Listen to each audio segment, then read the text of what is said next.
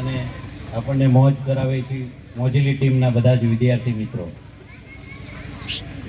મિત્રો આવીને બેઠો ને પહેલા રાસથી જે થતું હતું, મારા મનમાં છેલ્લો જે સવાલ છે એ ગાંધીનગર છે.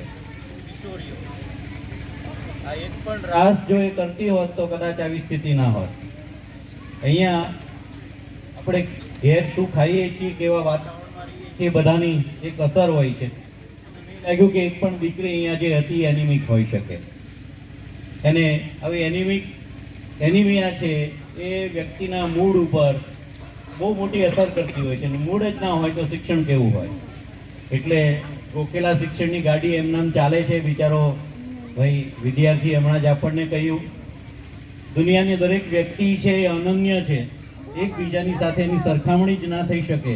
ભગવાને બધાનું મગજ છે, એના જે સ્કીમા ગોઠવેલા છે, જ્ઞાનના કોષ, એ બધા જ અલગ રીતે ગોઠવા છે. એટલે બધા જ ગણિત જ આવડે અને બધાને ભાષા જ આવડે એવું ના હોય. કોઈ દરેકને કંઈક જુદું પણ આવડતું હોય એ સ્વીકાર કરીને ગોખણ પટ્ટીમાંથી બહાર કાઢીએ અને રમવા દઈએ, ખેલવા દઈએ, અને એને જે ગમતું હોય એ કરતાં કરતાં એ જિંદગીનો રથ શોધી લે છે. એવી શ્રદ્ધા સાથે સૌનો આભાર.